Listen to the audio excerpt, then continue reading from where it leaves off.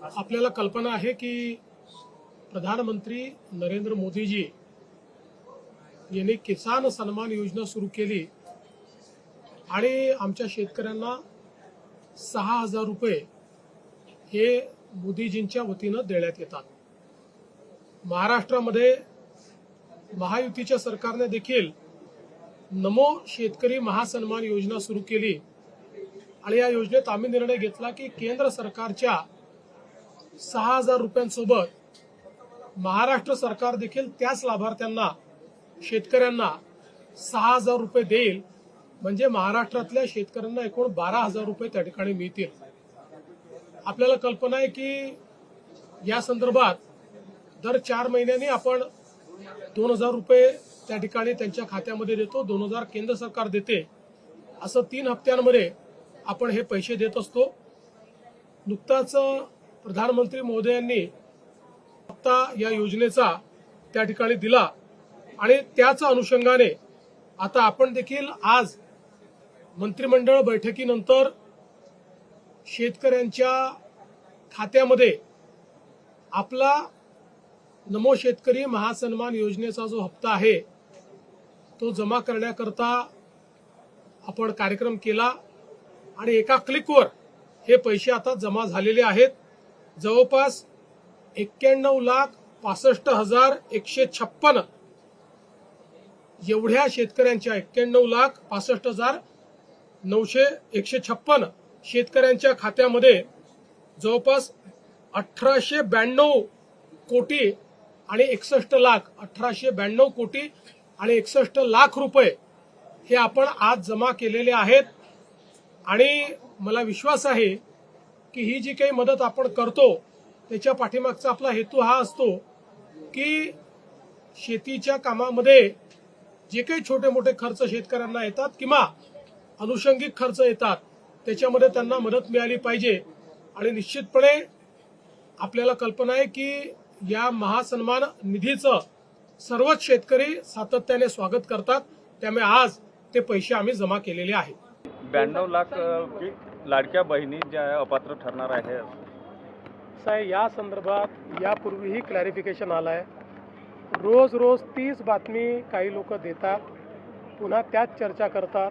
पुन्हा एकदा सांगतो, त्याचे नियम आणि निकष होते, त्याची तपासणी CAG करतं। एकही पैसा नियम आणि निकषाच्या बाहेर जाऊन देता येत नाही। आपण योजना सुरू केल्यानंतर कोणाला त्रास होऊ नये म्हणून योजना सुरू केली, कारण इतक्या मोठ्या प्रमाणात तपासणी करणं हे महिन्या 2 महिन्यात 4 महिन्यात शक्य नव्हतं। त्यानंतर आपण तपासणी सुरू केली। KYC हा त्यातला महत्त्वाचा मुद्दा होता।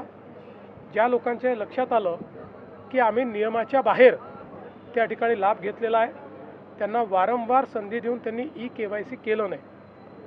1,65,00,000 बहिणींनी KYC केलं, त्यामुळे त्या पात्र ठरल्या, त्यांना रेग्युलर कुठलाही खंड न पडता पैसे मिळतात। काहींनी KYC केलं नाही। अनेक लाखो बहिणींचं त्या ठिकाणी असं लक्षात आलं की इन्कम टॅक्स पेई परिवार आहे, आपल्या याच्यात इन्कम टॅक्स पेई चालत नाही। कारण ही योजना ज्या बहिणींना मदतीची गरज आहे, आधाराची गरज आहे, किंवा ज्यांना स्वतःच्या पायावर उभं राहायचं आहे त्यांच्याकरता आहे। त्यामुळे त्याही जे काही लाभार्थी होत्या त्यांना आपण त्या ठिकाणी वगळलं। काही आपल्याला कल्पना आहे पुरुष लाभार्थी होते, त्या पुरुष लाभार्थ्यांवर तर आपण कारवाईच करतोय, त्यांच्याकडनं वसुली देखील आपण करतोय। काही सरकारी कर्मचारी होत्या, आता कदाचित त्यांनी सगळेच अप्लाय करतात म्हणून करून टाकलं, पण त्यांच्यावरही मला असं वाटतं की थोडी शिस्तभंगाची कारवाई ही करावीच लागेल। आणि म्हणून आता हा जो आकडा आलेला आहे 100% व्हेरीफाईड आकडा आहे आणि या बहिणींना जोपर्यंत आमचं सरकार आहे तोपर्यंत लाडक्या बहिणीचे पैसे मिळतच राहतील। आता हे जे काँग्रेसचे इतर लोक बोलत आहेत हे तेच लोक आहेत की ज्या लोकांनी लाडक्या बहिणीच्या विरुद्ध कोर्टामध्ये केस केली, हायकोर्टात गेले, रोज शिव्या दिल्या, ही योजना बंद करा म्हणून सांगितलं, आणि आता तेच हिंदीमध्ये मगरमच्छ के आंसू म्हणतायत, तसे मगरमच्छ के आंसू आता हे यांच्या डोळ्यातनं वाहून राहिले। राहुल गांधी पुण्याला येणार आहे, तरुणांशी संवाद, राहुल गांधी पुण्याला येऊन तरुणांशी संवाद साधणार आहे। मला असं वाटतं ही आनंदाची गोष्ट आहे, परंतु त्यांनी सरसकट तरुणाईशी संवाद साधला असता तर आनंद वाटला असता. पण माझ्याकडे जी माहिती आहे त्यामध्ये काँग्रेसच्या नेत्यांच्याद्वारे संचालित जी महाविद्यालयं आहेत त्यातल्याच मुलींचं रजिस्ट्रेशन करायचं आणि त्यांनाच तिथे आणायचं अशा पद्धतीचे आदेश आहेत. पण ठीक आहे, त्याही आपल्याच मुली आहेत, त्यांच्याशी संवाद साधला तरी आनंद छात्रों की गूंज नाम का उनका इवेंट है, वो करने जा रहे हैं. देखिए, छात्रों की गूंज है या राहुल गांधी अपनी ज़मीन तलाश रहे हैं ये तो मैं नहीं जानता, लेकिन जो मुझे जानकारी है अगर वो एक ओपन इस प्रकार का इवेंट करते तो शायद ये छात्रों से संवाद होता. अभी पूना और पूना के आसपास जितनी कांग्रेसियों की संस्थाएं हैं, शिक्षा संस्थाएं, उन संस्थाओं की ही लड़कियों को रजिस्टर करना इस प्रकार का आदेश दिया गया है. उनका ही रजिस्ट्रेशन करके उनको ही वहाँ पर एंट्री मिलने वाली है.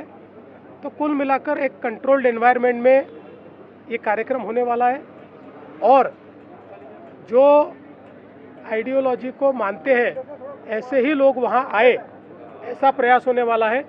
इसलिए छात्रों की गूंज हम इसको कहेंगे, लेकिन उसके साथ साथ कांग्रेसियों के माध्यम से जिनको बुलाया गया उनके साथ ये मोनोलॉग है असं मैं कहना चाहूँगा. सरकारी भूखंड वाटपाचा मार्ग मोकळा झाला, त्यावर नवीन धोरण बंदी उठवली आहे.